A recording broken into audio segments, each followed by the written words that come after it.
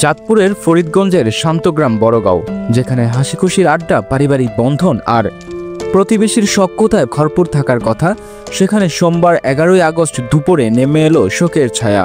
বিদেশে কঠোর পরিশ্রম করে ফেরা বাবু গাজীকে স্বাগত জানানোর কথা ছিল পরিবারের সবার, কিন্তু ভাগ্যের নির্মম পরিহাস, চাচার ধারালো অস্ত্রেই ঝরে গেল তার প্রাণ। ঘটনাস্থল গাজীবাড়ি। দুপুরে রোদ তখন তীব্র, হঠাৎ চিৎকার চেঁচামেচিতে কেঁপে ওঠে গ্রাম। স্থানীয়রা ছুটে গিয়ে দেখেন রক্তে ভেসে আছে বাবু, পাশে গুরুতর জখম তার বাবা রওশন গাজী, ভাই ইমরান হোসেন। কিছুক্ষণ আগেও যাদের চোখে ছিল হাসি ও জীবন, মুহূর্তেই তারা লুটিয়ে পড়েন মৃত্যুর দ্বারপ্রান্তে।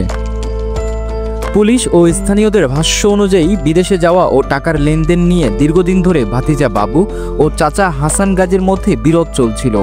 সোমবার দুপুরে সেই বিরোধে উত্তেজনার বিস্ফোরণে রূপ নেয়।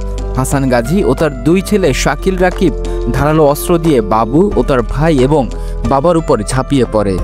এলোপাতাড়ি কোপে ঘটনাস্থলেই বাবুর মৃত্যু হয়। রক্তাক্ত অবস্থায় রওশন গাজী ও ইমরান হোসেনকে হাসপাতালে নেওয়া হয়। গুরুতর আহত ইমরানকে পরে ঢাকা মেডিকেল কলেজ হাসপাতালে স্থানান্তর করা হয়।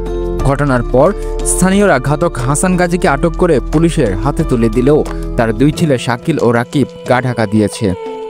অতিরিক্ত পুলিশ সুপার লুৎফর রহমান জানান, হামলাকারীদের মধ্যে একজনকে গ্রেফতার করা হয়েছে, বাকি দুইজনকে গ্রেফতারের জন্য অভিযান চলছে। নিহতদের পরিবার হত্যা মামলার প্রস্তুতি নিচ্ছে। গ্রামের বাতাস এখনো ভারী হয়ে আছে শোক আর অবিশ্বাসে। যিনি পরিবারের জন্য বিদেশ গিয়ে ঘাম ঝরিয়েছিলেন, তিনিই ফিরলেন লাশ হয়ে। স্বজনদের বুকফাটা আহাজারি আর প্রতিবেশীদের চোখের জল যেন বলে দিচ্ছে বাবুর অসমাপ্ত স্বপ্নগুলো আর কখনোই পূর্ণ হবে না।